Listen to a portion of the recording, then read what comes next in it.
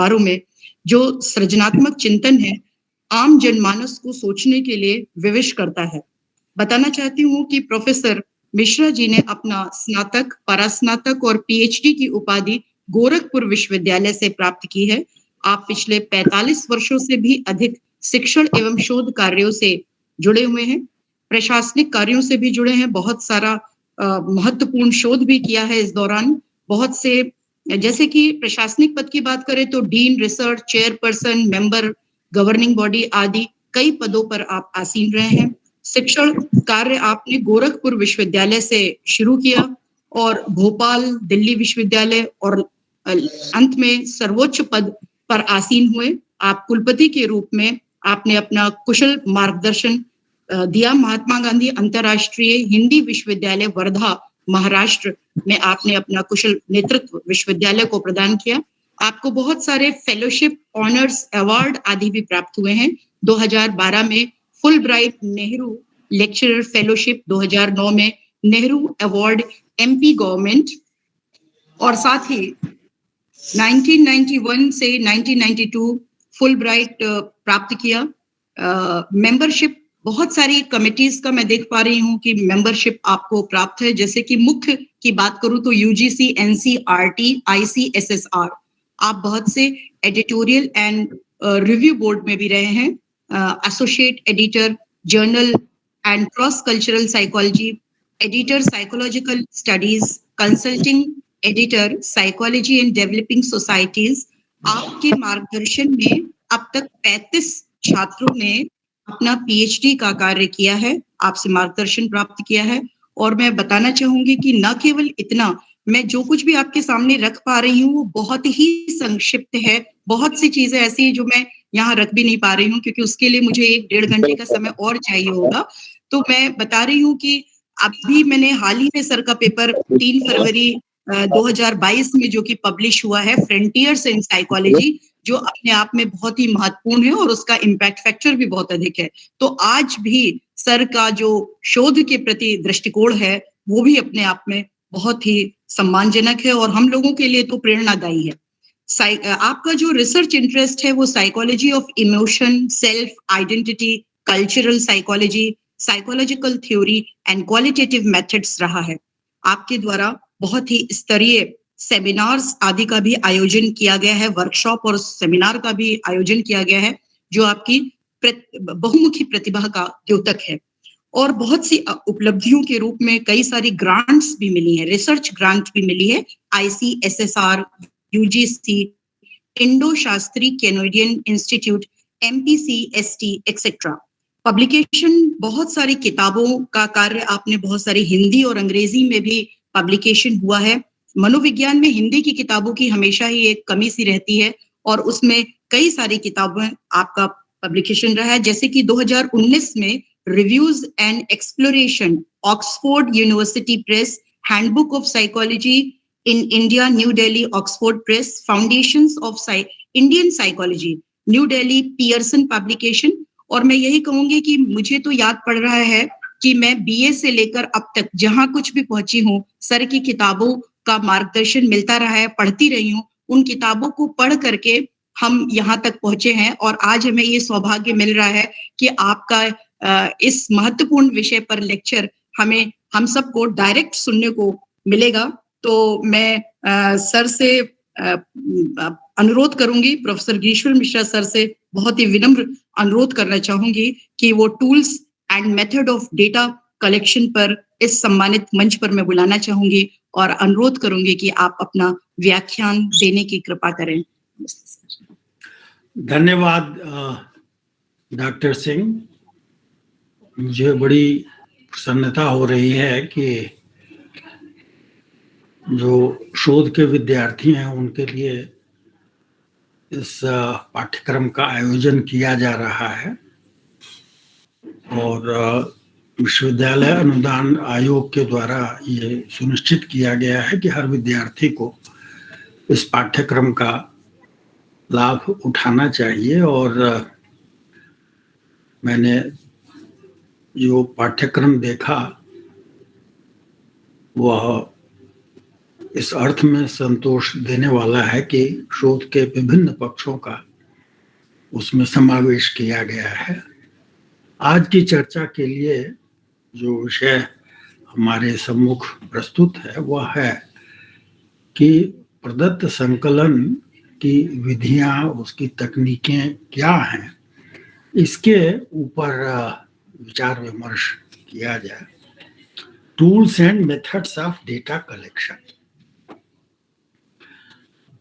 मैं जो पाठ्यक्रम में विषय निर्धारित है उसी को ध्यान में रख करके कुछ बातें आपसे साझा करना चाहूँगा।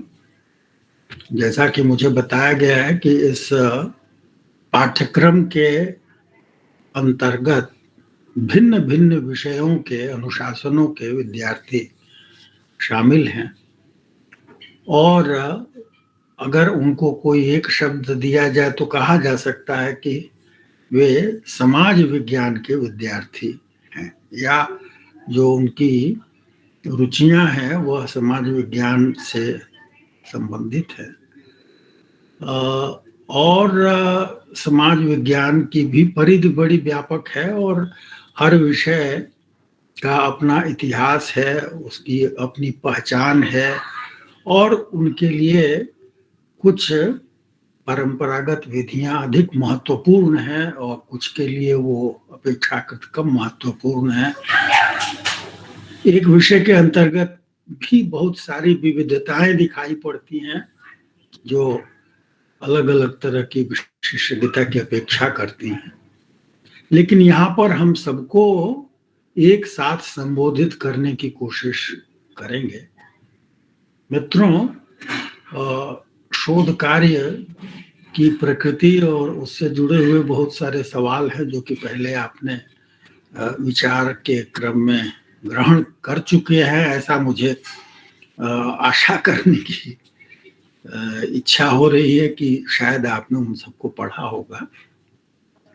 जब हम समाज की बात करते हैं और मनुष्य के व्यवहार की बात करते हैं तो हमारे सामने एक प्रश्न यह उठता है कि इसका स्वरूप जो है वो वाचिक भी है, वर्बल भी है और नॉन वर्बल भी है। जो अवाचिक सामग्री है वो भी है आपके सामने और हम सब इनको डेटा के रूप में ग्रहण करते हैं, प्रदत्त के रूप में ग्रहण करते हैं।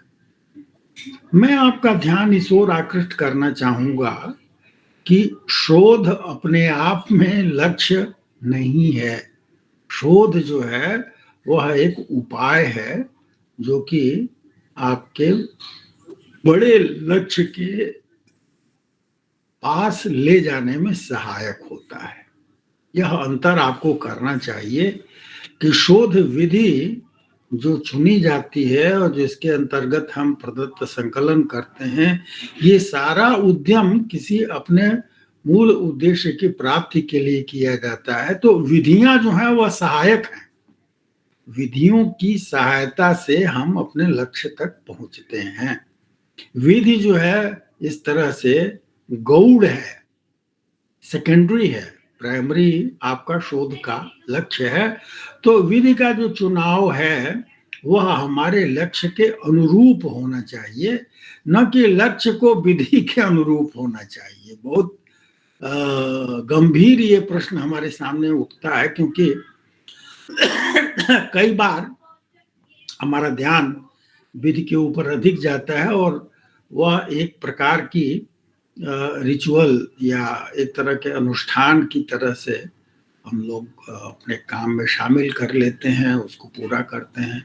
ऐसा होना नहीं चाहिए क्योंकि विधि जो है वह उपाय है, उपकरण है, माध्यम है, साधन है और मूल जो महत्वपूर्ण चिंता का विषय है कि किस शोध प्रश्न का आप अध्ययन कर रहे हैं। तो शोध प्रश्न का अध्ययन जो है वह उसका स्वरूप जो है वो प्राथमिक होता है। जैसा मैंने कहा कि समाज विज्ञान की या मनुष्य के व्यवहार से जुड़े हुए जो तमाम सारे विषय हैं वो सब के सब अत्यंत व्यापक धरातल पर अवस्थित हैं। व्यक्ति भी है, समुदाय भी है, और दूसरी ओर हमारे पास प्रदत्त भी जो है वो आंकड़े वाचिक भी हैं और अवाचिक भी हैं। हर तरह की सामग्री आपको उपलब्ध होती है। मैं आपका ध्यान एक और चीज है जिधर मैं आकृष्ट करना चाहता हूं, और चाहूंगा कि आप गंभीरता से उस बात पर विचार कर लें। ऐसा नहीं है कि मनुष्य के व्यवहार और मनुष्य के जीवन से जुड़े हुए प्रश्न पहले नहीं थे, आज ही खड़े हुए हैं, और समाज विज्ञान का इतिहास कोई बहुत लंबा इतिहास नहीं है। उसके पहले भी विचार होता था, और आपके पास बहुत सारे तरीके थे जिनसे आप निश्चय करते थे। उदाहरण के लिए आप रिलीजन क्या है इसके आधार पर तय करते थे, आपकी कस्टम्स क्या है, प्रथाएं क्या है, इसके आधार पर तय करते थे। आप इसके आधार भी तय करते थे कि शिष्टाचार क्या कहता है, उसके अनुसार आप व्यवहार करें। तो ज्ञान पाने के और बहुत सारे तरीके पहले भी प्रयोग में आते थे। जब समाज विज्ञान के रूप में आप काम करने चलते हैं तो आपके सामने कुछ निश्चय करने की जरूरत होती है। ध्यान दीजिए, मैं जो शब्द कह रहा हूं, कुछ निश्चय करने की जरूरत होती है, और उसमें सबसे महत्वपूर्ण निश्चय होता है कि आप अपने आप को विज्ञान की श्रेणी में ले आते हैं। तो धर्म या रिलीजन या कस्टम या शिष्टाचार, इन सबको आप किनारे रख देते हैं। तो समाज विज्ञान के लिए क्या ठीक है, क्या ठीक नहीं है, ये आपको अपने आप में मन में रख लेना चाहिए कि हम एक वैज्ञानिक के रूप में अध्ययन करने जा रहे हैं, न कि रिलीजन या कस्टम या एटिक्वेट इसके आधार पर। और आप अगर व्यापक रूप में कहें तो हम एक नई भाषा में, जो विज्ञान की भाषा है, अपने ज्ञान को स्थापित करने की कोशिश में लगे हुए हैं।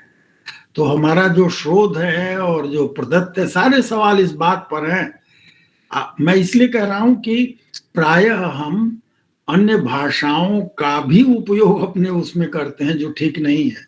आप विज्ञान सम्मत जो भाषा है उसके तौर तरीके अपने होते हैं। शोध विधि में आप यही पढ़ते हैं कि उस विज्ञान की क्या भाषा है, और विज्ञान की भाषा आपको समझने और उसकी व्याख्या करने और उसको प्रस्तुत करने के लिए एक नया आधुनिक नजरिया आपको देती है।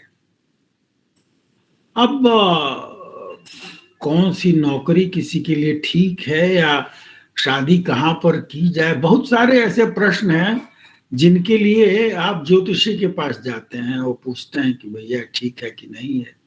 व्यापार धंधा ठीक नहीं चल रहा है तो आप ज्योतिषी से पूछते हैं। अब समाज विज्ञान में इसका स्थान नहीं है।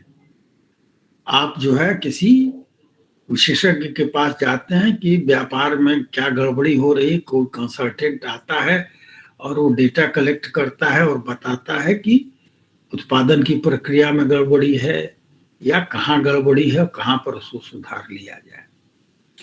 तो अवैज्ञानिक से वैज्ञानिक की ओर बदलाव ले आना आपके मनोवृत्ति में, सोचने की वृत्ति में, और नए मुहावरों के साथ, नई भाषा के साथ, नए संपत्तियों के साथ समझने का एक दायित्व तो आप ग्रहण करते हैं। तो आप इसमें दीक्षित हो रहे हैं। जब शोध कार्य के विषय में शोध विधि को पढ़ते हैं तो आप इस नई शब्दावली में, नई भाषा में, नए नजरिए में, जो एक वैज्ञानिक है, आप शामिल हो जाते हैं। और मैंने कहा कि परंपरा है, धर्म है, प्रथाएं हैं, इन सब का महत्व है, लेकिन जब आप समाज वैज्ञानिक हैं तो आप समाज वैज्ञानिक हैं और उसकी कुछ शर्तें हैं जो कि आपको स्वीकार करनी होती हैं, उसके अनुरूप ही आप अध्ययन करते हैं। और यह एक वैश्विक स्तर पर परिवर्तन आया है, जबकि हम अपनी दुनिया की समझ को वैज्ञानिक दृष्टि से समझने का प्रयास करते हैं। तो विज्ञान की परिधि में सामाजिक जीवन, व्यक्तिगत जीवन के तमाम सारे प्रश्न जो हैं वो आ जाते हैं। इसीलिए जितने भी विषय हैं जिनके विद्यार्थी यहाँ पर सम्मिलित हैं, वे सब अपनी अपनी जगहों पर अपने अपने विषयों में तमाम तरह के प्रश्नों को छेड़ रहे हैं, समझने की कोशिश कर रहे हैं, लेकिन उन सबका आधार एक वैज्ञानिक दृष्टिकोण है। और उस विज्ञान की सामान्य जो प्रणाली है उससे परिचित होने का प्रयास हम करेंगे।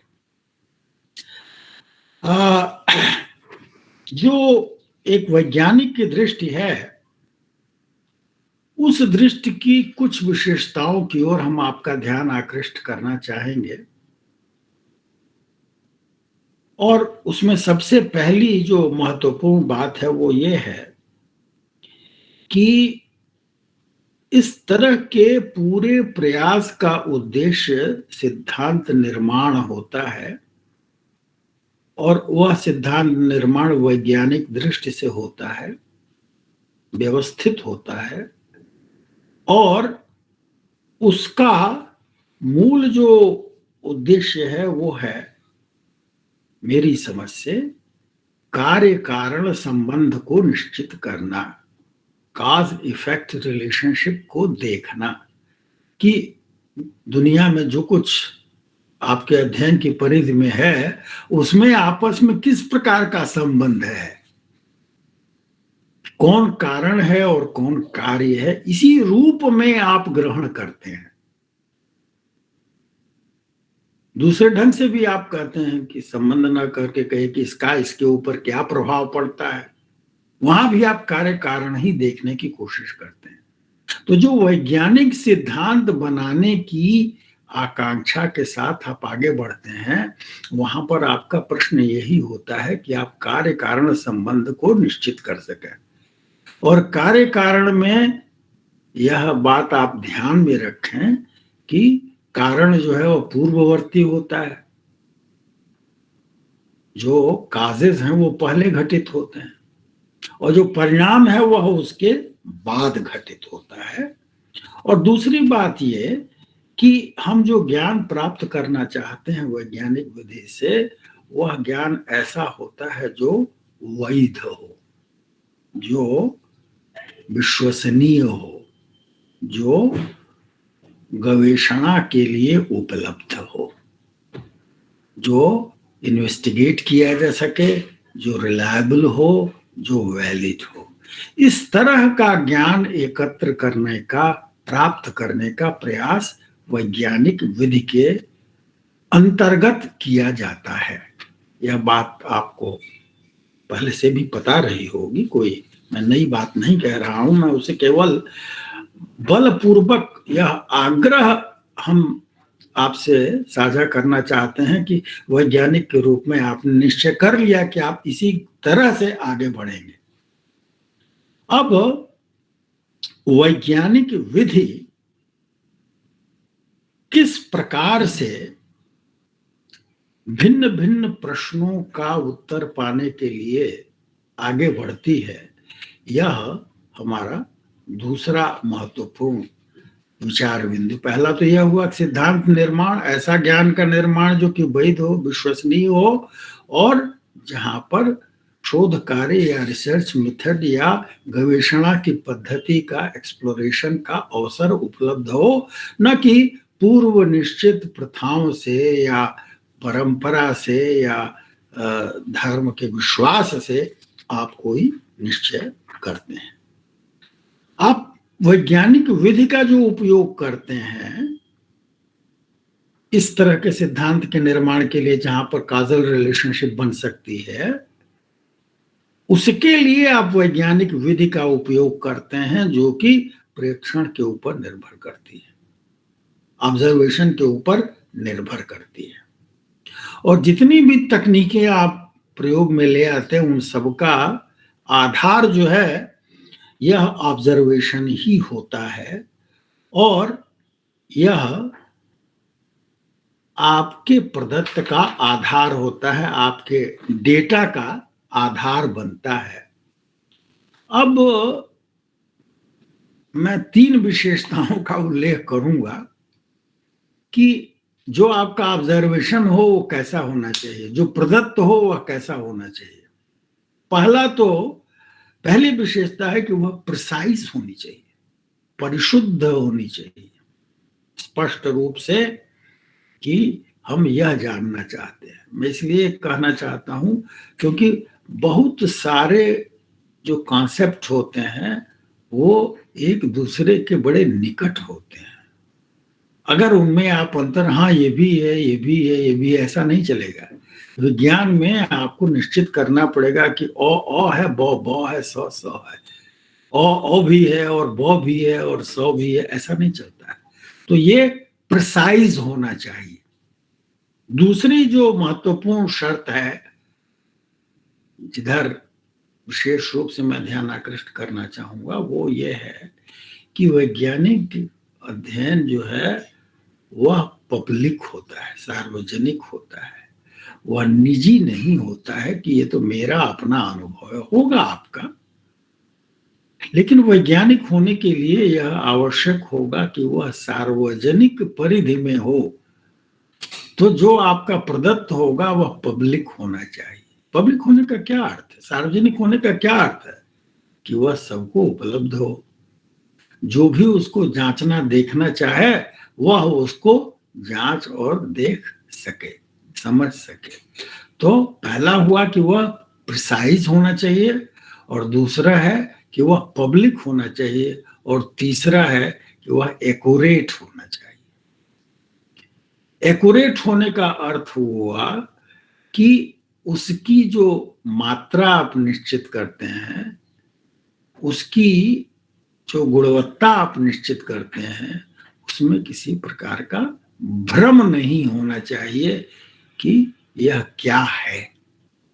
हम एक वैज्ञानिक के रूप में जब आगे बढ़ते हैं तो प्रिसीजन नंबर 1, पब्लिक नंबर 2 और एक्यूरेसी, ये 3 तरह की विशेषताओं पर हमारा ध्यान जाना चाहिए कि हमारा डेटा इस प्रकार का हो, ऐसे प्रदत्त हो, तभी वो उपयोगी होंगे, तभी वो वैज्ञानिक ढंग से आपके काम में सहायता दे सकेंगे।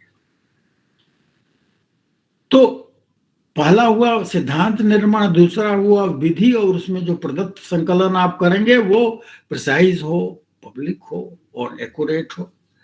तीसरी बात है वो ये है कि आपके शोध अध्ययन के लिए किस स्ट्रेटजी का उपयोग किया जाएगा, किस व्यपदेश का या युक्ति का उपयोग किया जाएगा, वह भी आपके शोध की जो इच्छा है, आकांक्षा है, लक्ष्य है, उसके अनुरूप होना चाहिए। मैं स्ट्रेटजी शब्द का उपयोग इसलिए कर रहा हूं कि आप उस समस्या को समझने के लिए पद्धति का जो चुनाव करते हैं उस पर निर्भर करेगा कि कौन सा प्रदत्त उपयोगी होगा, कौन सा प्रदत्त सार्थक होगा, कौन सा उपयोगी नहीं होगा, या व्यर्थ में आप उसका उपयोग कर रहे हैं जो कि कोई लाभ नहीं देने वाला है। अब पहला हुआ सिद्धांत, दूसरा हुआ विधि, और तीसरा हुआ कि आप किस स्ट्रेटजी का उपयोग कर रहे हैं। आप कई तरह की युक्तियों का उपयोग करते हैं, सबसे सरल भी है और कठिन भी है।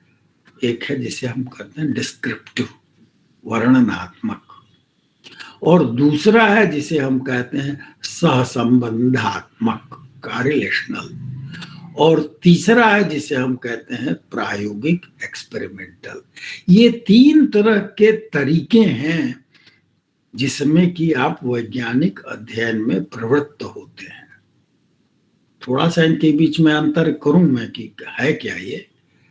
जब हम डिस्क्रिप्टिव कहते हैं तो हमारा उद्देश्य जो है मात्र किसी घटना का, पदार्थ का, विषय का, विचार का, अनुभूति का वर्णन करना होता है। वर्णन का मतलब क्या हुआ कि कोई चीज कितनी मात्रा में विद्यमान है इसका वर्णन करना, किन विशेषताओं के साथ विद्यमान है इसका वर्णन करना। जो डिस्क्रिप्टिव रिसर्च होता है वह इसी प्रकार का होता है। वह केवल क्या मौजूद है, कितनी मात्रा में मौजूद है, कितने प्रकार का है, इस सब का जितने भी विशदता में आप जा सकते हैं, आपकी सुविधा पर, आपकी जो प्रश्न है उससे समझने में जो सहायता मिल सकती है, वो डिस्क्रिप्टिव हुआ। दूसरा हुआ जो एक कदम आप आगे बढ़ते हैं, वह यह है कि जो कुछ उपलब्ध है, जिसके बारे में आप जानकारी पाना चाहते हैं, वहां पर आप सिर्फ यह नहीं देखते कि कोई चीज कितनी मात्रा में है, आप यह भी देखना चाहते हैं कि उसका संबंध किसी और चीज से कैसा है, उसकी रिलेशनशिप किस प्रकार की है किसी अन्य पदार्थ से, वस्तु से, विशेषता से, अनुभव से। तो यहां सिर्फ वर्णन आप नहीं कर रहे हैं, वर्णन के साथ साथ आप संबंध की तलाश भी कर रहे हैं। तमाम तरह के प्रश्न है जहां पर हम संबंधों की तलाश करते हैं, जिसे हम कॉरिलेशनल रिसर्च कहते हैं। और तीसरा जो पक्ष है वह प्रायोगिक या एक्सपेरिमेंटल स्ट्रेटेजी के रूप में यहां पर हम कह रहे हैं। और एक्सपेरिमेंटल की जो सबसे बड़ी विशेषता है वो ये है कि आप जो मौजूद है उसका न केवल वर्णन करते हैं, न केवल संबंध देखते हैं, बल्कि एक कदम और आगे बढ़ते हैं कि आप परिस्थितियों में बदलाव ले आते हैं। उसका जो मूल शब्द है वो है मैनिपुलेशन। मैनिपुलेशन का अर्थ है कि कैसे आप उसमें परिवर्तन ले आते हैं। उसकी एक हिंदी की गई है प्रहस्तन, मैनिपुलेशन। जैसे आपने जानना चाहा कि भाई यदि आवाज का स्तर विद्यार्थी को समझने में सहायक होता है, तो आपने जानबूझ करके आवाज, जो माइक्रोफोन है, लाउड स्पीकर है, तमाम सारे उपकरण जो उपयोग में ले आ रहे हैं, उसको आपने घटाया बढ़ाया और फिर देखा कि समझदारी घटी या बढ़ी, कोई परिवर्तन हुआ कि नहीं हुआ। तो ये जो मैनिपुलेशन का काम है, परिस्थितियां ज्यों की त्यों मौजूद हैं उनका आप अध्ययन नहीं कर रहे हैं, परिस्थितियों में आप बदलाव ले आ रहे हैं, चेंज ले आ रहे हैं, और तब देख रहे हैं कि क्या घटित हो रहा है। प्रयोग की जो विधि है, जो एक्सपेरिमेंटल रिसर्च कहलाती है, उसमें इस तरह के मैनिपुलेशन का, प्रहस्तन का, परिवर्तन का बड़ा भारी महत्व होता है। इसीलिए वह एक्सपेरिमेंट कहलाता है कि आप ये परिवर्तन इंट्रोड्यूस करते हैं। जैसी चीजें मौजूद हैं वैसे ही आप अध्ययन नहीं करते हैं, बल्कि आप उसका प्रहस्तन करते हैं, मैनिपुलेशन करते हैं। ये तीन तरह की जो स्ट्रेटेजी हमने बताई आपको, वर्णनात्मक, सहसंबंधात्मक और प्रायोगिक, इनसे अलग अलग प्रश्नों का उत्तर दिया जाता है, और इनके लिए प्रदत्त भी आपको भिन्न भिन्न प्रकार के चाहिए। तो कौन सा अच्छा प्रदत्त होगा यह इस पर निर्भर करेगा कि कौन सा प्रश्न आपका है और आप किस स्ट्रेटेजी के माध्यम से, किस युक्त के माध्यम से अपना उत्तर खोजना चाहते हैं। तो कोई एक प्रदत्त एक तरह की विधि में बहुत महत्वपूर्ण होगा, लेकिन दूसरी विधि में कम महत्वपूर्ण होगा, तीसरी विधि में बिल्कुल महत्वपूर्ण नहीं होगा। तो किस स्ट्रेटेजी का, किस पद्धति का, उपागम का आप उपयोग कर रहे हैं, इस पर निर्भर करेगा कि कौन सा पद्धति आपके लिए उपयोगी है या उपयोगी नहीं है। अब यहां पर जो अगला प्रश्न आता है, जो मैं आपको स्पष्ट कर देना चाहता हूं कि अभी जो हमने चर्चा की वो यह कि हम विज्ञान की विधि से अध्ययन करेंगे, इसलिए हम इन तरीकों का उपयोग करेंगे। विज्ञान के अतिरिक्त जो दूसरी विधि सब लोग प्रयोग में ले आते हैं वह है कॉमन सेंस, सामान्य ज्ञान। हालांकि न यह हमेशा कॉमन होता है और न हमेशा सेंसिबल होता है, मगर इसे कॉमन सेंस कहते हैं। कॉमन सेंस में कोई शर्त नहीं होती है। कॉमन सेंस में अपोजिट भी सही माना जाता है। कोई ऐसे सोचता है, कोई दूसरे ढंग से सोचता है। वह विश्वसनीय नहीं होता है और न वह परीक्षणीय ही हमेशा होता है। मैं ये नहीं कह रहा हूं कि वह गलत है।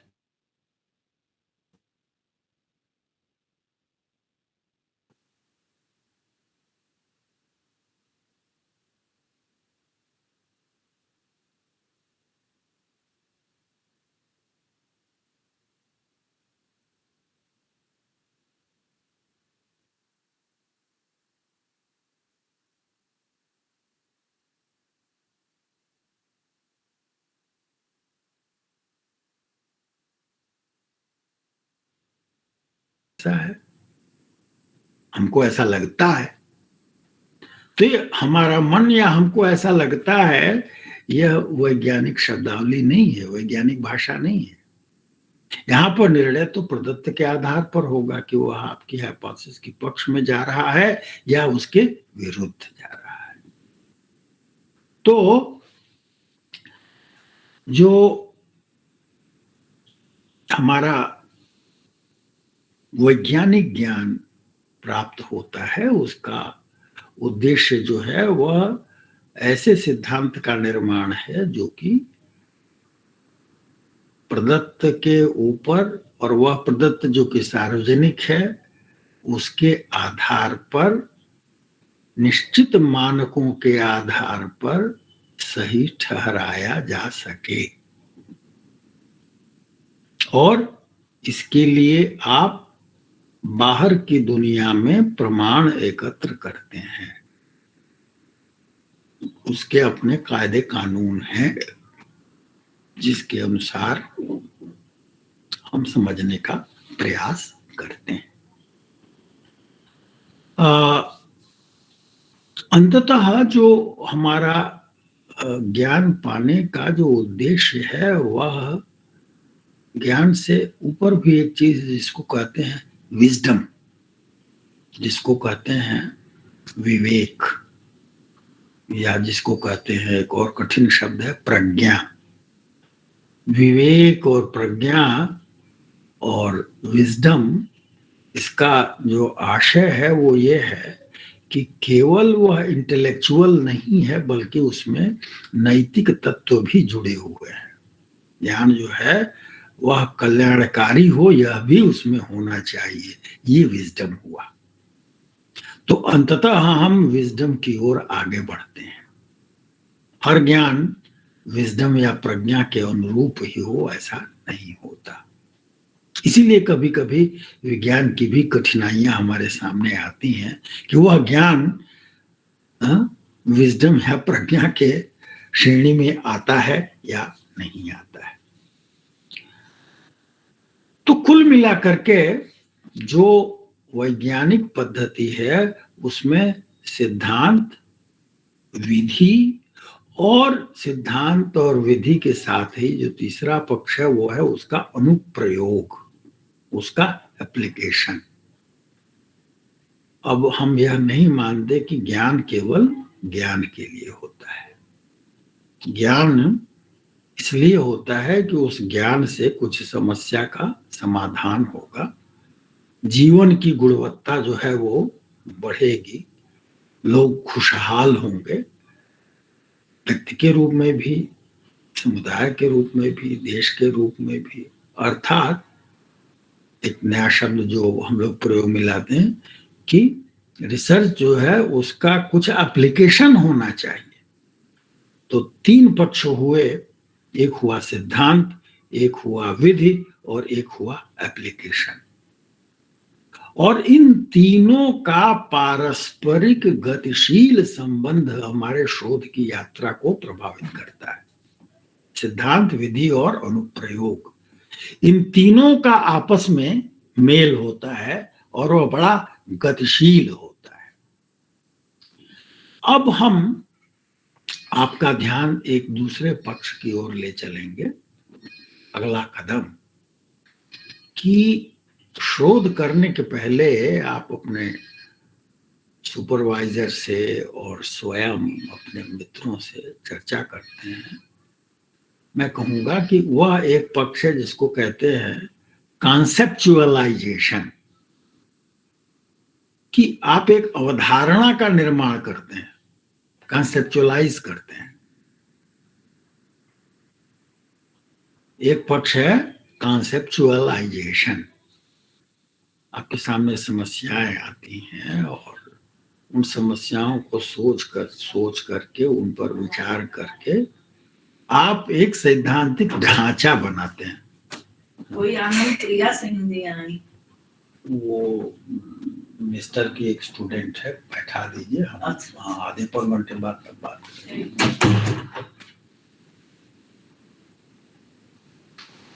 तो हमारा जो उद्देश्य होता है वह यह होता है कि हम कैसे कॉन्सेप्चुअलाइज करें। कॉन्सेप्चुअलाइज करने का आप अनुमान लगा सकते हैं कि उद्देश्य क्या होता है।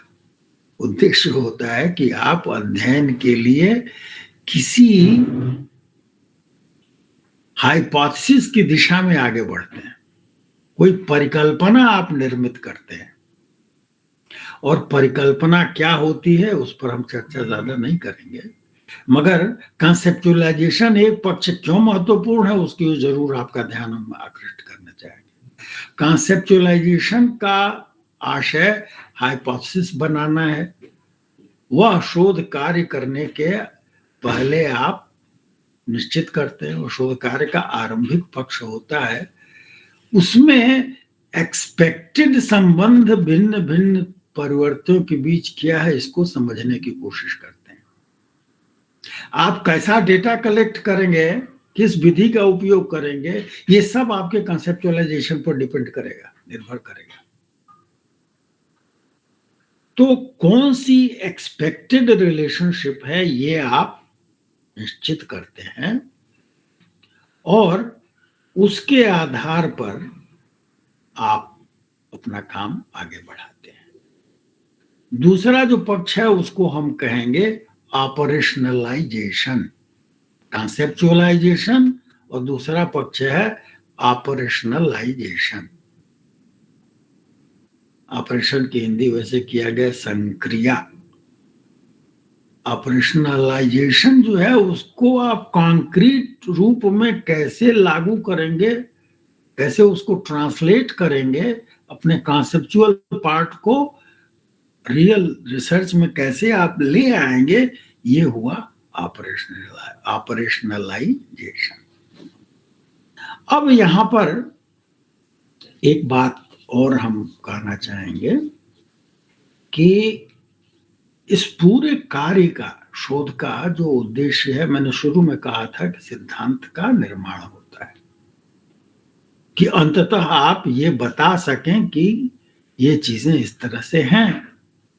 शोध करने के बाद आप अगर थियरी के निर्माण में सहायक हो पाते हैं तो आपका रिसर्च किसी काम का है, और यदि नहीं हो पाते हैं तो व्यर्थ है। तो उस दिशा में कुछ बातों का ध्यान रखना बड़ा आवश्यक है। जो सिद्धांत का जो स्वरूप है उसको थोड़ा समझना यहाँ पर आवश्यक, क्योंकि लक्ष्य वही है। हर तरह के शोध का अंतिम लक्ष्य यही है, सिद्धांत निर्माण। उसी में सब वो प्रविष्ट हो जाता है। केवल 10 तरह का डेटा कलेक्ट कर लेना ये कोई शोध नहीं होता है। उसकी उपयोगिता तभी है जब वह सिद्धांत में कहीं पर जुड़ पाता है, उसमें कुछ घटा पाता है, बढ़ा पाता है, परिवर्तन ले आ पाता है, तभी उसका महत्व होता है। अब यहाँ पर एक जो महत्वपूर्ण पक्ष हमारे सामने आता है वो ये है कि आखिर ये सिद्धांत है क्या। सिद्धांत को समझना अपने आप में एक अलग विषय है, लेकिन एक सीधी साधी उसकी परिभाषा कुछ इस तरह की जा सकती है कि वह तार्किक नियमों या सिद्धांतों, कथनों का एक सुसंगत, एक कॉन्सिस्टेंट, व्यवस्थित, सिस्टमेटिक स्वरूप होता है। A system of logical principles, यह है सिद्धांत। और यह होता किस लिए है? To explain relationships. तो सिद्धांत जो है वह एक प्रकार का कथन है जो भिन्न भिन्न नियमों या उपसिद्धांतों को परस्पर जोड़ करके यह संभव बना देता है कि आप किसी गोचर की, किसी फिनोमेनन की व्याख्या कर सकें। तो सिद्धांत जो है वह टूल आपको मिल जाता है जो कि तरह तरह के निर्णय लेने में, किसी समस्या के समाधान में काम में आता है। और ये एब्स्ट्रैक्ट होता है, अमूर्त होता है। तो भिन्न भिन्न नियमों, भिन्न भिन्न सैद्धांतिक पक्षों का आपस में व्यवस्थित, सुसंगत वक्तव्य कैसे तैयार किया जाए, यही थियरी कंस्ट्रक्शन होता है, जिसमें आप बताते हैं कि इसका संबंध इस प्रकार का होता है। और ये आप जान गए तो आप उसके क्षेत्र में बहुत कुछ कर सकते हैं। तो विज्ञान की पद्धति का उपयोग करते हुए हम इस तरह के सिद्धांत निर्माण को संभव कर पाते हैं। अच्छा सिद्धांत ऐसा होता है, उसकी कुछ विशेषताएं हैं, यहां पर उससे परिचित हो लेना जरूरी होगा। क्योंकि उस तरह का अगर आप दिमाग अपना नहीं रखेंगे, दृष्टि नहीं रखेंगे, तो आपका जो प्रदत्त है वो व्यर्थ होगा। उसका निर्देशक यही तत्व है। ये विशेषताएं कुछ इस प्रकार की हैं। पहली बात तो ये है कि सिद्धांत जो है उसमें काजल रिलेशनशिप का उल्लेख होना चाहिए, जो यह बता सके कि कार्य कारण संबंध किस प्रकार का है। दूसरी चीज कि उसमें आपस में संगति होनी चाहिए। संगति का अर्थ है कोहेरेंस। ऐसा न हो कि एक एक दिशा में जा रहा है, दूसरा दूसरी दिशा में जा रहा है। आपस में उनका परस्पर किसी एक दिशा में संबंध स्थापित होना चाहिए। और तीसरी चीज है कि अच्छा सिद्धांत जो होता है वो पार्सिमोनियस होता है, अर्थात उसमें एक तरह की मितता होती है।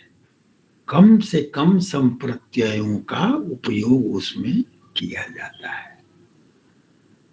पार्सिमनी का अर्थ यह है, यह नहीं कि आप 50 कॉन्सेप्ट लगा करके आप बना रहे हैं। ये कोई निश्चित नहीं है कि कितने कॉन्सेप्ट होने चाहिए, लेकिन कम से कम अगर कॉन्सेप्ट से काम चल जाए तो वह सिद्धांत अपेक्षाकृत अच्छा होगा। यहां यह मैं कह देना चाहूंगा कि ऐसा बड़ा कॉन्सेप्ट ले लीजिए कि उससे सब कुछ की व्याख्या हो जाए, तो वह भी हमारे किसी काम का नहीं है। बहुत सारे ऐसे हमारे पास कॉन्सेप्ट हैं, उनकी उपयोगिता भी है, अपनी जगह पर है वो। लेकिन अगली विशेषता जो है वो मैं बताने जा रहा हूं, वो है कि वह फाल्सीफाएबल होना चाहिए। अर्थात कि हम यह देख सकें कि उसकी परीक्षा हो सके, हम यह देख सकें कि किन दशाओं में वह लागू नहीं होगा, कब वह असफल रहेगा और कब वह सफल रहेगा। तो सिद्धांत के उपयोग के लिए यह आवश्यक है कि उस सिद्धांत को परीक्षणीय, टेस्टेबल।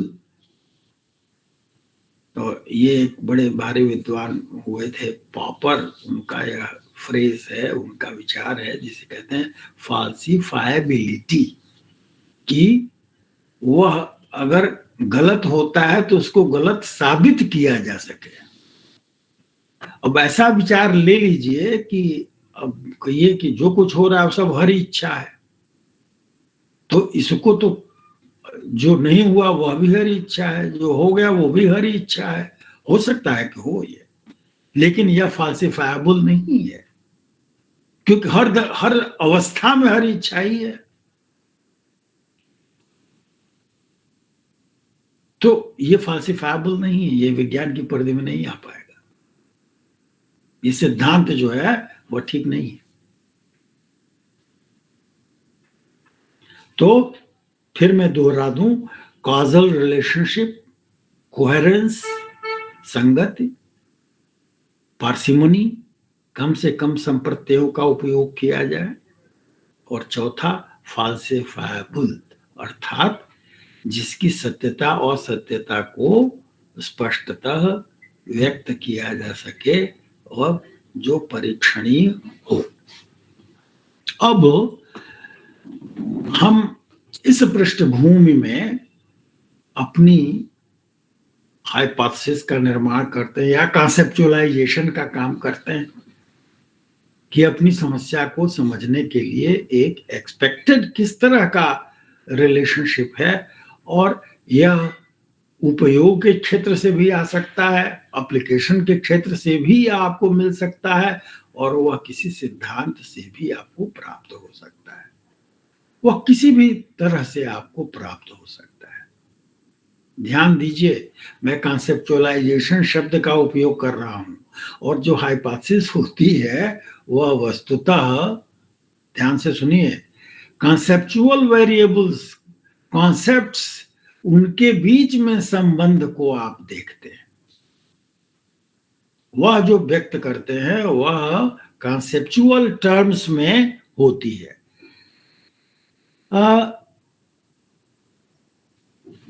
मैं यह कहना चाहता हूं कि कॉन्सेप्चुअल वेरिएबल एक स्तर है, और जो वास्तविक ऑपरेशनल स्तर होता है वह भिन्न होता है। जो कॉन्क्रीट ऑपरेशंस होते हैं वह दूसरे रूप में होते हैं। कॉन्सेप्चुअल वेरिएबल और ऑपरेशनल वेरिएबल, इनके बीच में हमें अंतर करना चाहिए। जो हाइपोथेसिस आप फार्मुलेट करते हैं, जो आपका कॉन्सेप्चुअलाइजेशन शोध का होता है, वहां पर हम कॉन्सेप्चुअल वेरिएबल्स के बीच में संबंध देखते हैं, और इन कॉन्सेप्चुअल वेरिएबल्स को हम जब हाइपोथेसिस बनाते हैं तो यही कहते हैं कि ए एक कॉन्सेप्चुअल वेरिएबल है और बी दूसरा कॉन्सेप्चुअल वेरिएबल है, इनके बीच में किस तरह का संबंध है। तो कॉन्सेप्चुअल वेरिएबल्स के बीच में संबंध को व्यक्त करना ही हाइपोथेसिस बनाने का काम है, या कॉन्सेप्चुअलाइजेशन का काम है। और वह ए बी से कैसे जुड़ा हुआ है, या सी से कैसे जुड़ा हुआ है, या उसके कई रूप हो सकते हैं। ये दोनों मिल करके किसी और चीज से कैसे जुड़े हुए हैं, लेकिन हमारा जो दृष्टिकोण होता है वह संबंधों को कॉन्सेप्ट के स्तर पर परिभाषित करना होता है। यह कार्य जो है कॉन्सेप्चुअलाइजेशन का हिस्सा है, जो कि शोध कार्य का आधार बनता है।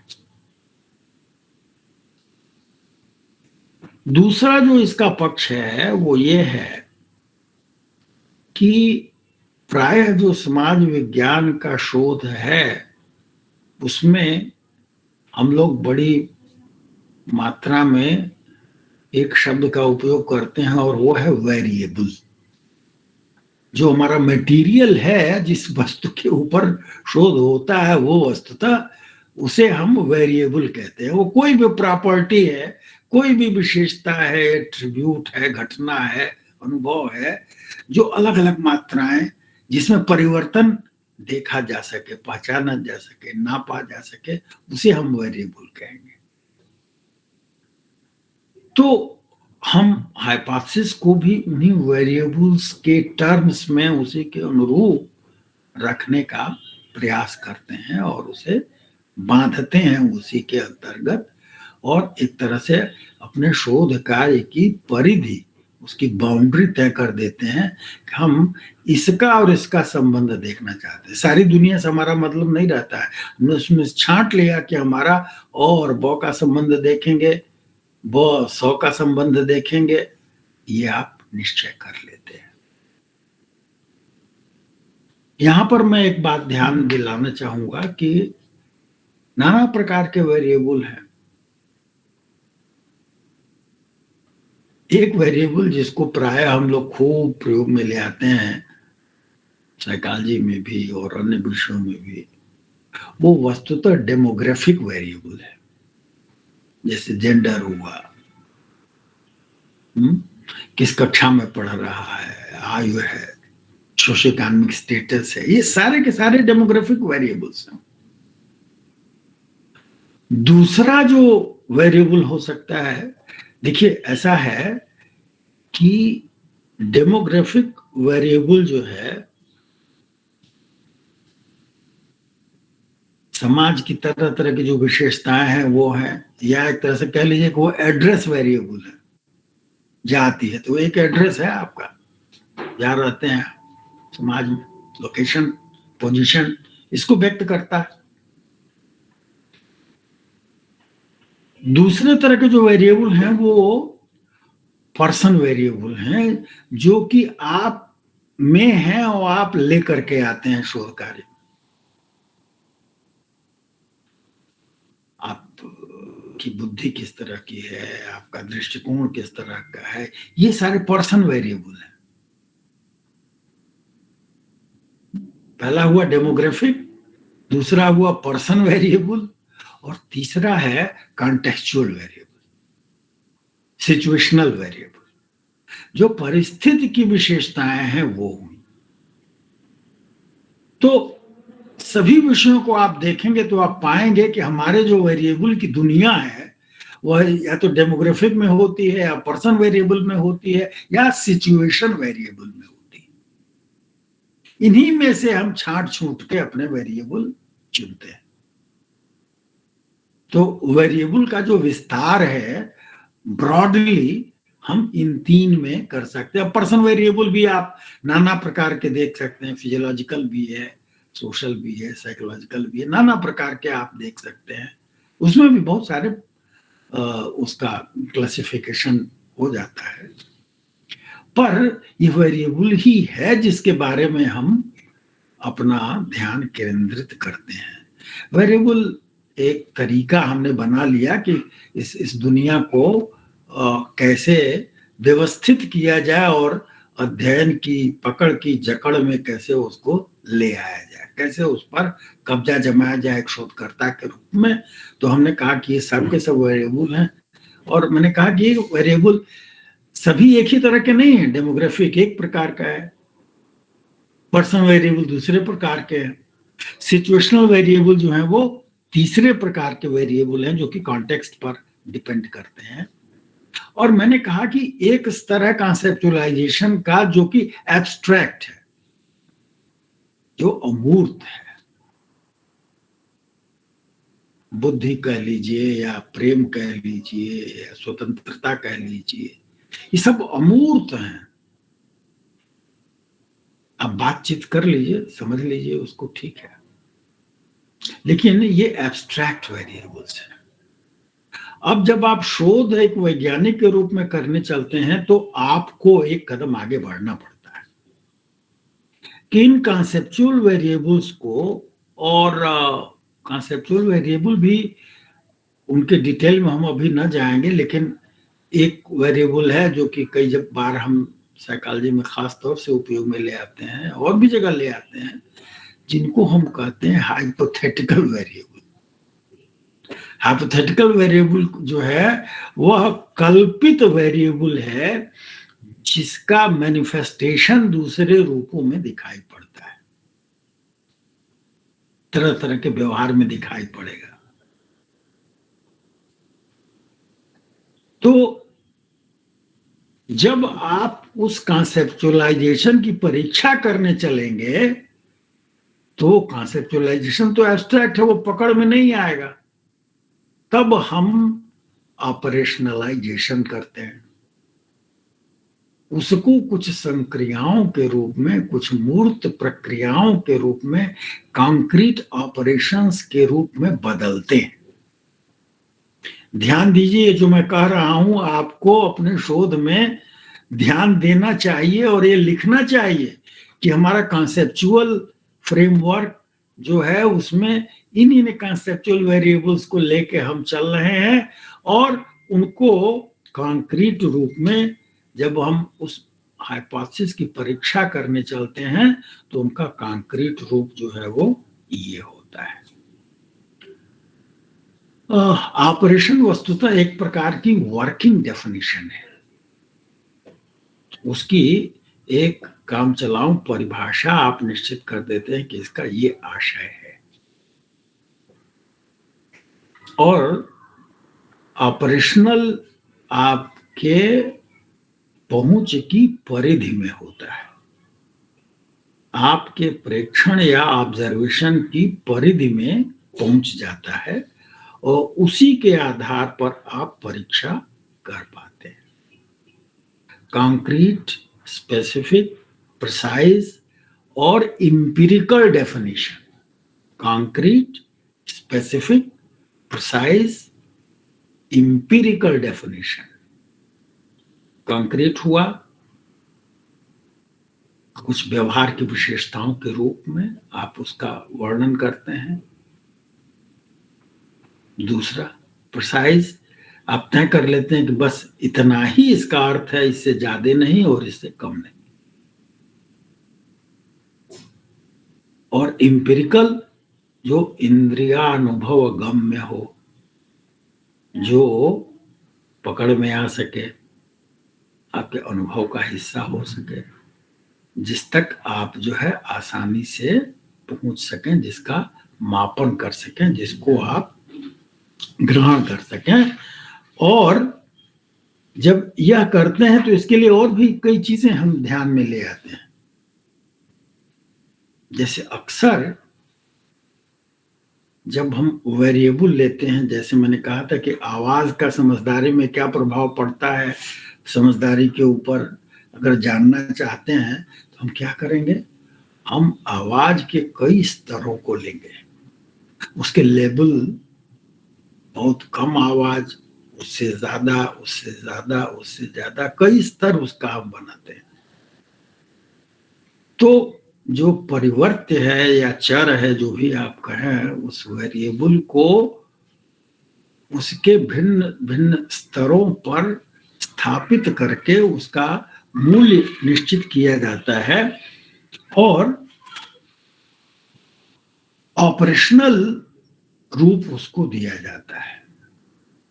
मैं आपका ध्यान यहां पर आकृष्ट करना चाहूंगा इस तथ्य की ओर कि किस तरह से ऑपरेशनलाइजेशन होना चाहिए, या कौन सा ऑपरेशनलाइजेशन का तरीका ठीक होगा।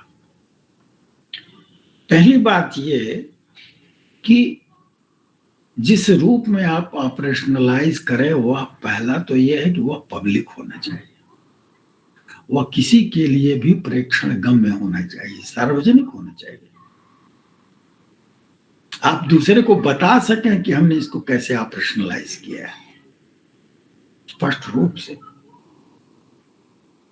पब्लिक। दूसरा कि वह एग्जैक्ट होना चाहिए। और तीसरी बात जो बड़ी महत्वपूर्ण है कि वह रिप्रोड्यूसिबल होना चाहिए, अर्थात उसको उसकी पुनरावृत्ति हो सके, उसको दोहराया जा सके, उसे कोई भी करके देख सके, इस तरह का होना चाहिए। तो शोधकर्ता के लिए परिवर्त जब चुनने का अवसर प्राप्त होता है तो उसे यह ध्यान रखना चाहिए कि वह पब्लिक भी हो, रिप्रोड्यूसिबल भी हो और एग्जैक्ट भी हो। ये बहुत आवश्यक है, नहीं तो मिलते जुलते और दूसरे कॉन्सेप्ट से कंफ्यूजन पैदा होगा और संदेह पैदा होगा और आपकी व्याख्या जो है वो अधूरी रहेगी या गलत हो जाएगी। इससे बचने के लिए जरूरी है कि जब आप उसे कॉन्क्रीट रूप दें तो वह एग्जैक्ट भी हो, पब्लिक भी हो और रिप्रोड्यूसिबल भी हो।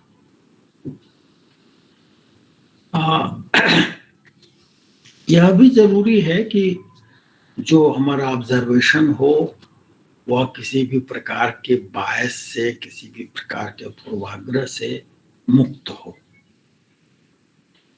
अब हमारे सामने ये संक्षिप्त पृष्ठभूमि जो हमने आपको दी, उस पृष्ठभूमि के पश्चात जो हम डेटा प्राप्त करेंगे वो भिन्न भिन्न विषयों में अलग अलग प्रकार का हो सकता है। मैंने शुरू में कहा कि कुछ विषय ऐसे हैं जहां पर डेमोग्राफिक वेरिएबल बड़े महत्वपूर्ण, डेमोग्राफी अपने आप में ही एक विषय है। तो उसका मापन किस प्रकार हम कर रहे हैं, उसको कैसे सुनिश्चित कर रहे हैं, ये हमारे लिए आवश्यक होता है। मित्रों, अभी डेटा के स्रोत भी बहुत परिवर्तित हो गए हैं। बहुत सारे नए डेटा के स्वरूप भी प्राप्त हो गए हैं। मैं आपका ध्यान आकृष्ट करूंगा फेसबुक की ओर। लोग ब्लॉग लिखते हैं, ट्विटर पर लिखते हैं। इस नए इंटरनेट के दौर में डेटा का एक बहुत बड़ा समुद्र जो है वो नया पैदा हो गया है। आप टेलीफोन पर इंटरव्यू करते हैं,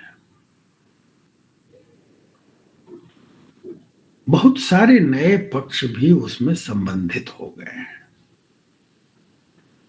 इंटरनेट पर डेटा और उसकी सैंपलिंग और उसका उपयोग कैसे किया जाए, पुस्तकें भी पर आ गई हैं, बहुत सारी विधियां भी आ रही हैं कैसे उसका ठीक से उपयोग किया जाए। और क्योंकि वो बहुत बड़ा डेटा है, लोग उसमें शामिल हो रहे हैं बड़े पैमाने पर। उसके जो यूजर्स हैं उनकी संख्या बहुत बढ़ रही है। मीडिया ने पूरी हमारी अनुभव की और व्यवहार की दुनिया को प्रभावित किया है और उसका हमें ध्यान रखना चाहिए, वो भी अपना एक विषय है। दूसरी एक महत्व की बात है, इधर हम ध्यान आकृष्ट करना चाहेंगे, जिसका उल्लेख आपके पाठ्यक्रम में नहीं था लेकिन वह होना चाहिए, कि प्राय शोध की जो पद्धति है वह हम विधेयात्मक दृष्टिकोण से या पॉजिटिविज्म के दृष्टिकोण से ही विचार करते हैं।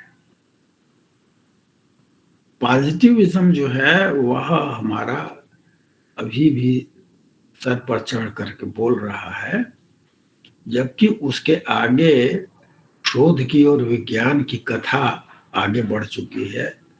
पोस्ट पॉजिटिविस्ट दृष्टिकोण बहुत सारे हैं, क्योंकि जो हमारा यथार्थ है, जो हमारी रियलिटी है, वह भौतिक रियलिटी के अनुरूप भी है, लेकिन हूबहू उसी तरह की नहीं है। बहुत सारी हमारी रियलिटी इस प्रकार की है जो कि सब्जेक्टिव है। बहुत सारी रियलिटी इस प्रकार की है जो कि एक नरेटिव में, एक आख्यान में, एक कहानी में ग्रथित है। वह सेपरेट एंटिटी के रूप में नहीं मौजूद है। जबरदस्ती उसको आप अलग सेपरेट एंटिटी के रूप में रख देते हैं, जबकि वस्तुतः वैसा नहीं है। बड़े संक्षेप में मैं कहूं तो ये जो क्वांटिटेटिव पद्धतियां हैं, वह एक तरह के शोध के प्रारूप को, रिसर्च के पैराडाइम को लेकर के आगे बढ़ती हैं और इनके कभी विकल्प के रूप में और कभी पूरक के रूप में गुणात्मक शोध की विधियों का उपयोग किया जाता है, क्वालिटेटिव मेथड्स का उपयोग किया जाता है। उसके जो लक्षण हैं वो भिन्न है। सबसे बड़ी बात जो है वो ये है कि गुणात्मक विधियों की दृष्टि से जो हमारी सब्जेक्टिविटी है वह गौड़ नहीं है, व्यर्थ नहीं है, अनावश्यक नहीं है, वह त्रुटि नहीं है, वह एरर नहीं है, वह महत्वपूर्ण है। क्योंकि बहुत कुछ जो अर्थ है या मीनिंग है वह अंकों में खो जाती है। तो उन अर्थों को, उन मीनिंग्स को और प्रोसेसेस को, वेरिएबल जो है वो अलग अलग हो जाता है और प्रोसेस में निरंतर क्या घटित हो रहा है इसको आप देखते हैं। तो यह एक बहुत बड़ा डिबेट है जो कि काफी दिन हो गया और अब विधिवत स्वीकृत विधियों के रूप में और उसकी जो सैद्धांतिकी है वो भी महत्वपूर्ण हो गई है और बहुत सारी सामग्री उपलब्ध है कि हम क्वालिटेटिव रिसर्च को कैसे करें, उसके क्या मानक हों, उसके क्या मानदंड हों। और अब एक और पद्धति चली है, उस पर भी बहुत सारी सामग्री उपलब्ध है, वो है मिक्स्ड मेथड रिसर्च, जहां पर क्वालिटेटिव और क्वांटिटेटिव दोनों को सम्मिलित किया जाता है एक ही शोध में। चाहे आरंभ में या बाद में क्वालिटेटिव और क्वांटिटेटिव दोनों को जोड़ा जाता है। मिक्स्ड मेथड रिसर्च, उसका अलग से जर्नल भी है, journal of mixed method research. तो मैं ये कहना चाहता हूं कि प्रायः हमारे शोध को सोचने की जो पद्धति है वो बड़ी सीमित रहती है। जितनी चर्चा हमने की जो कि आपके पाठ्यक्रम के अनुरूप थी, वह प्रायः क्वांटिटेटिव पॉजिटिविस्टिक रिसर्च की ही अनुरूप थी, वही हमसे अपेक्षित था। लेकिन क्वालिटेटिव रिसर्च और मिक्स्ड मेथड रिसर्च भी आपको समझना बूझना चाहिए, क्योंकि उससे शोध की गुणवत्ता में निश्चित परिवर्तन होगा।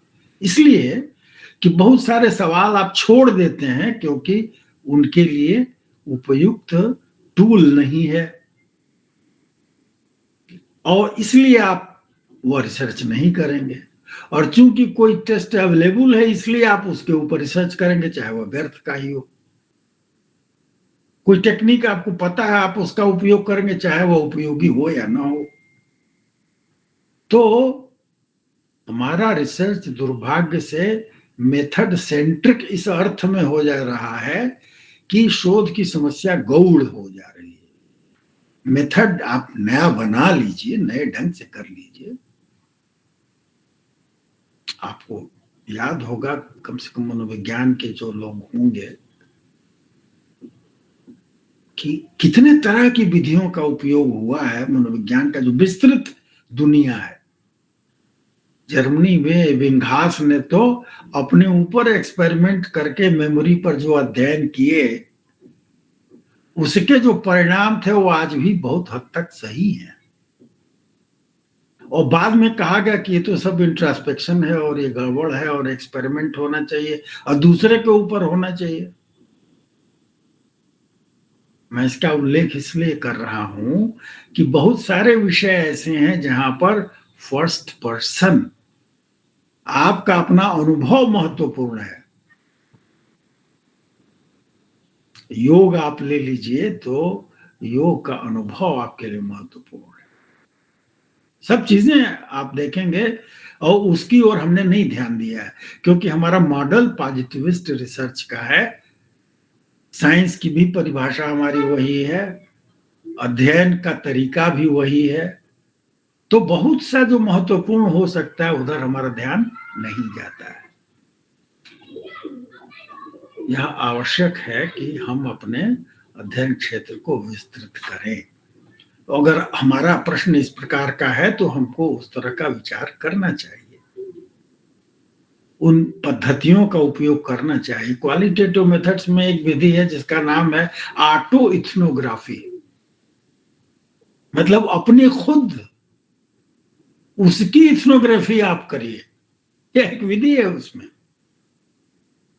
इथनोग्राफी प्राय समूह की, किसी समाज विशेष की एक तरह का निर्वैज्ञानिक अध्ययन किया जाता है, लेकिन यह खुद पर भी लागू किया जा सकता है। ऑटो इथनोग्राफी,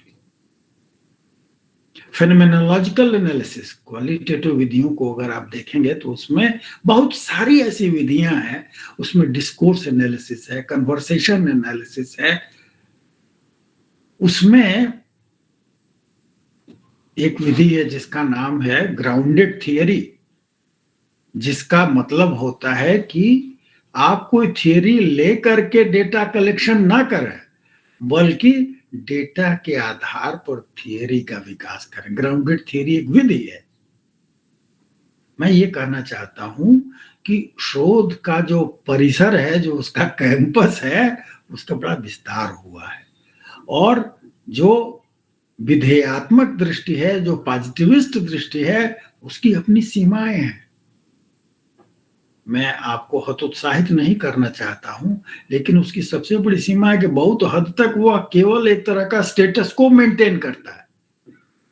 आपने सब कुछ पहले से तय कर दिया कि एक वेरिएबल ये है, दूसरा वेरिएबल ये है, और रियलिटी अगर बदलती है उसको टैप करने का बीच में आपको कोई जगह ही नहीं है। हमारा व्यवहार जो है वह इमर्जेंट रियलिटी वाला होता है, जो पैदा होती रहती है। उसका उदाहरण इसी व्याख्यान के अंत में आप देख रहे हैं कि मैं क्या क्या बोल रहा हूं। यह इमर्जेंट रियलिटी है। जो हमको विषय सूची डॉक्टर आभा सिंह ने दी, उससे हम आगे जा रहे हैं। ये इमर्जेंट रियलिटी है, और ये गलत है, सही है, ये आप तय करिए। तो हमारे कहने का आशय यह है कि शोध में भी हमको ऐसे खुल के देखना पड़ेगा। मैं अंत में गुणात्मक विधि की एक मजेदार बात आपको बताऊं कि अक्सर जब हम कोई अध्ययन करते हैं, और मान लीजिए दो समूह हमने बना लिया, और एक समूह को एक्सपेरिमेंटल ग्रुप कहते हैं, एक को कंट्रोल ग्रुप कहते हैं। उनके मान लीजिए कि दोनों में 15-15 लोग हैं जो कि आपको डेटा दे रहे हैं, और उनका आपने मीन निकाला, स्टैंडर्ड डिविएशन निकाला, उनके बीच में टी टेस्ट निकाला। सिग्निफिकेंट हुआ तो उसका आपने एक अर्थ लिया, दूसरा अर्थ लिया। अगर वो सिग्निफिकेंट नहीं है तो कहानी खत्म हो जाती है। लेकिन अगर क्वालिटेटिव रिसर्चर है, स्टैंडर्ड डिविएशन का मतलब होता है कि अगर सब लोग एक ही अंक दें, जो कभी संभव नहीं होता है। हमेशा ऐसा होता है कि कुछ लोग उस एवरेज से ज्यादा भी होते हैं और कुछ लोग उस एवरेज से कम भी होते हैं। क्वालिटेटिव रिसर्च एक और काम करता है, उसका नाम है निगेटिव केस एनालिसिस। अरे ये कैसे इस खराब हालत में भी अच्छा कर गया, या अच्छी हालत में भी खराब कर गया, उस नेगेटिव केस को का विश्लेषण करते हैं और पता करते हैं उससे इंडिविजुअली कि आखिर क्या मामला है। उसके आधार पर वो हाइपोथेसिस बनाते हैं, अपने परिणाम को बदलते हैं। पॉजिटिविस्ट रिसर्च तो जैसे बंदूक में गोली आपने रख दी, ट्रिगर दबा दिया, गोली चल गई, वापस तो आ नहीं सकती गोली। लेकिन क्वालिटेटिव रिसर्च में यह संभव है कि आपने रिसर्च शुरू किया, वो पता नहीं गड़बड़, ना ये देखना चाहिए, आप वापस आ जाइए। ग्राउंडेड थियरी में जो डेटा एनालिसिस होती है उसमें आगे भी बढ़ते हैं, पीछे भी आते हैं, फिर आगे बढ़ते हैं, फिर बदलाव करते हैं। ये संभावना मौजूद है आप में, और आप इसको लिखिए। हमने ऐसे किया तो ये मिला, मुझे लगा कि ठीक नहीं है तो मैंने इसको बदला और फिर ऐसे हुआ। ये सब स्वीकृत है। दुनिया ऐसी थोड़ी होती है कि आपने बटन दबा दिया, एक एक करके चल गया। ऐसा नहीं है। हर जगह, हर स्तर पर आप ये पाएंगे। तो इस तरह की बदलती हुई डायनामिक रियलिटी के लिए इस तरह का फिजिकल साइंस वाला अप्रोच जो है वह ठीक नहीं है। हम तथ्यों को एक तरह से समझ करके एक सिद्धांत का आरोपण उसके ऊपर कर देते हैं। यह एक समस्या हमारे सामने है। हमको यह विचार करना चाहिए कि इन विधियों का उपयोग ज्ञान को समृद्ध करने के लिए कैसे किया जाए। आज मैं अपनी बात यहीं पर समाप्त करूंगा, और अगले 8-10 मिनट में आप कुछ प्रश्न पूछना चाहें तो आपका स्वागत है। बहुत बहुत धन्यवाद। थैंक यू सर, बहुत बहुत धन्यवाद सर। और अब मैं विद्यार्थियों से कहना चाहूंगी कि जो भी चीजें आपको ना समझ में आई हों या फिर कुछ आपके मन में इस दौरान प्रश्न जरूर आए होंगे तो आप जरूर पूछिए। मैम, मेरा एक प्रश्न है। जी सर, जैसे आपने जो व्याख्यान दिया बहुत ही अच्छा था। इसमें मेरा एक प्रश्न ये है कि जो ह्यूमैनिटीज है उसकी जो मेथड्स हैं वो थोड़े अलग होते हैं सोशल साइंसेस से, क्योंकि मेरा सब फिलॉसफी का है। तो इस पर भी आप चाहे आज या अगले लेक्चर में कुछ थोड़ा प्रकाश डालें कि फिलॉसफी के लिए कुछ अच्छे मेथड्स, कुछ रेलेवेंट मेथड्स पे आप थोड़ा सा चर्चा करें।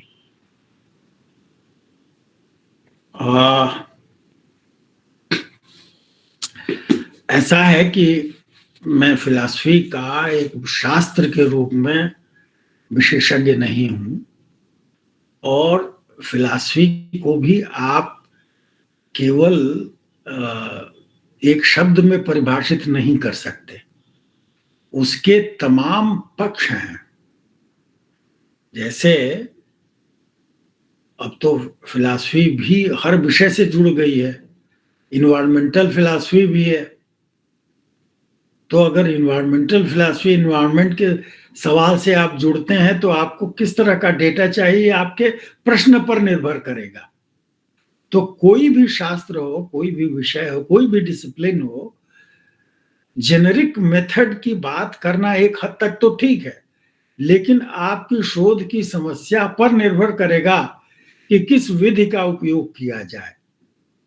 वस्तुतः अच्छी स्थिति तो तब होती जब हर एक विद्यार्थी के शोध के विषय के अनुरूप उसकी शोध की पद्धति पर चर्चा की जाए।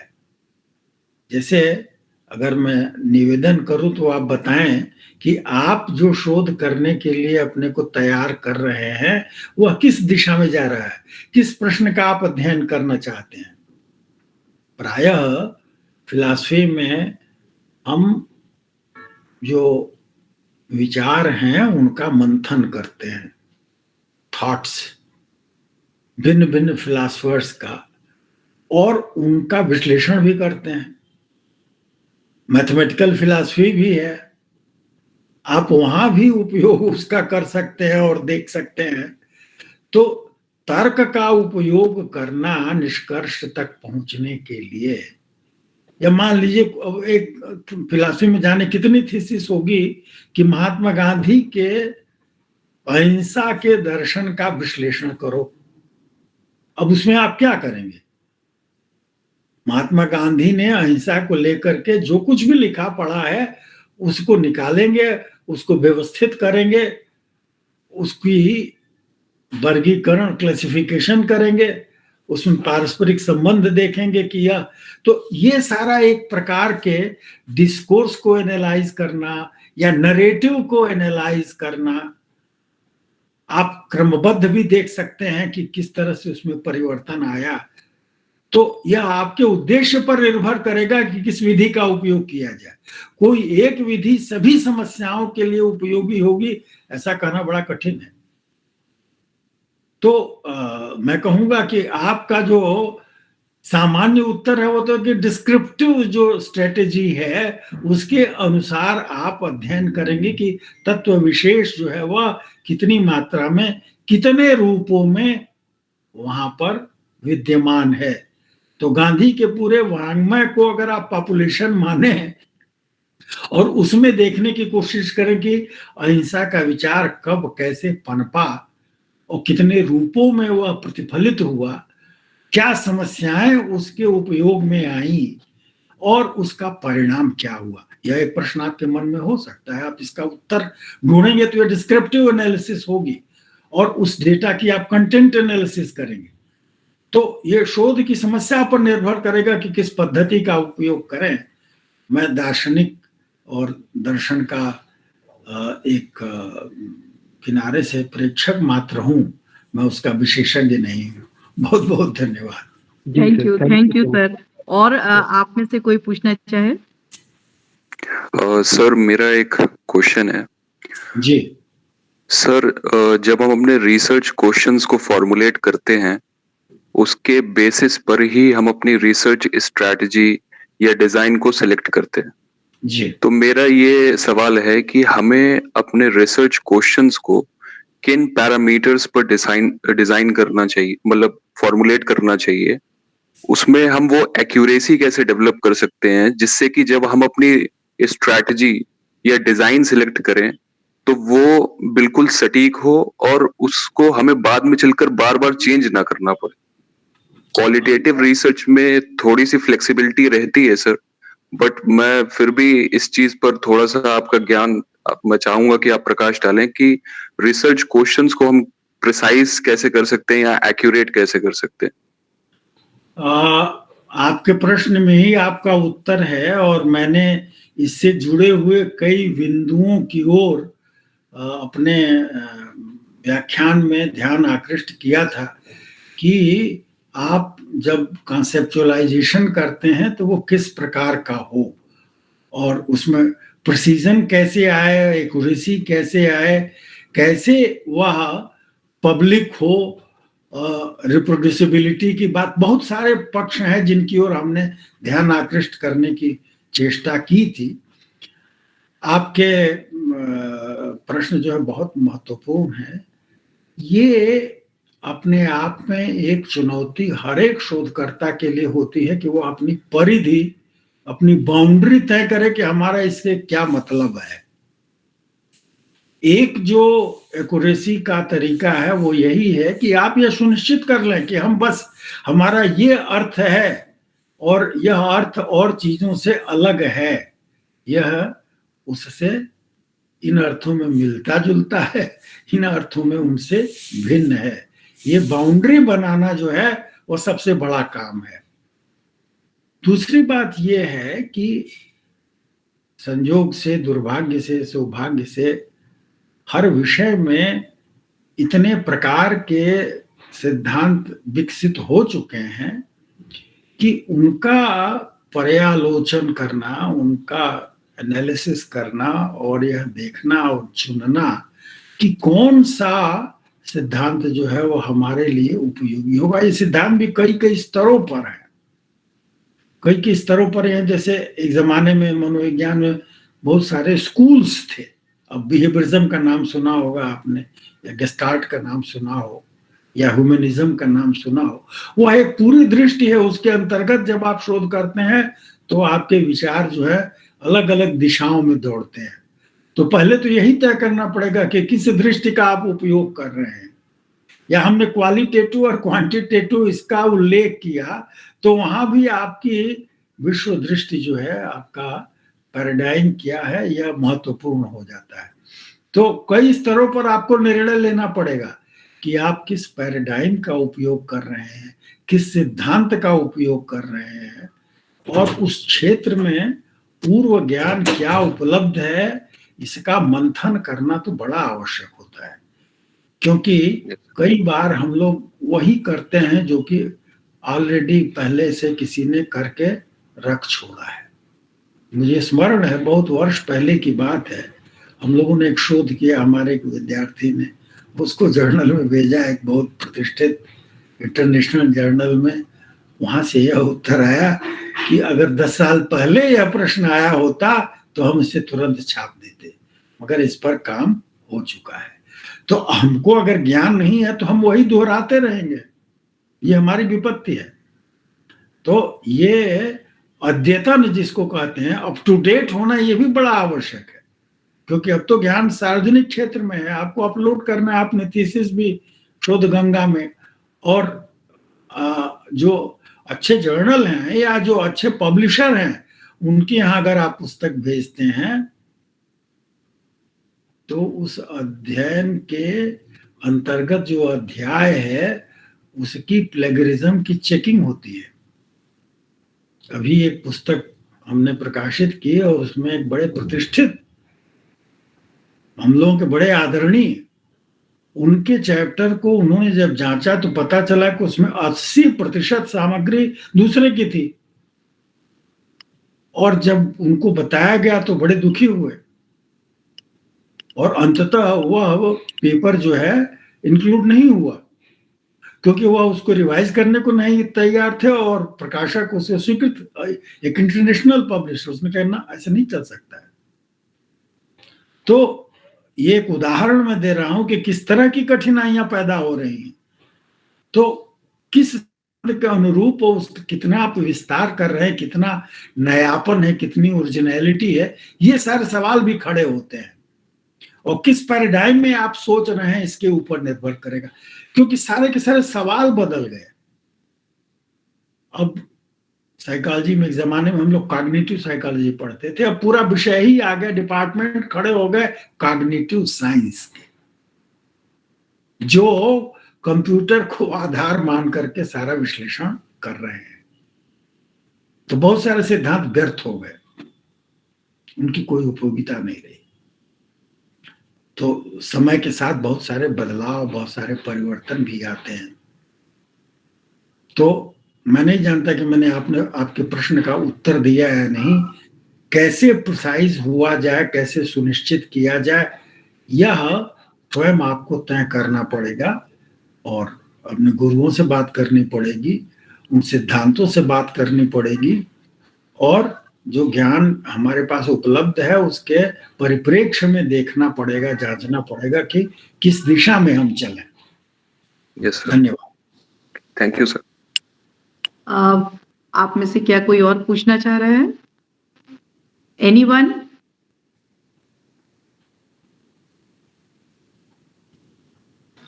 No ma'am. Okay, thank you. मैं इस मंच, ऑनलाइन मंच से डॉक्टर टीवी सिंह सर को बुलाना चाहूंगी कि आप अब ये लेक्चर का फॉर्मली थैंक यू देने की कृपा करें। धन्यवाद। अभिभाषण के लिए डॉक्टर टीवी सिंह को बुलाना चाहूंगी, डिपार्टमेंट ऑफ सोशियोलॉजी, विभागाध्यक्ष, समाज शास्त्र। Thank you sir, thank you sir. धन्यवाद प्रोफेसर आभा जी। सर्वप्रथम डॉक्टर प्रोफेसर मिश्रा सर को सादर अभिवादन, प्रणाम। इस महत्वपूर्ण विषय पर जो सामान्यतः वो भी हिंदी में इस विषय पे समझाना, सरल ढंग से समझाना है सर की प्रतिभा का और सर के जो एकेडमिक एक्सीलेंस को दर्शाता है। क्योंकि इस विषय पे बार बार हम लोग तो समाज विज्ञान के विद्यार्थी हैं, और ऐसे प्रश्नों पर जब भी कोई शोध या शोध परिचर्चा होती है तो हम क्वालिटेटिव और क्वांटिटेटिव रिसर्च की चर्चा करते हैं। और जिस सरलता से सर ने चाहे सिद्धांत निर्माण से संबंधित विभिन्न आयामों की हो या शोध अध्ययन करने से संबंधित स्ट्रेटजी हो,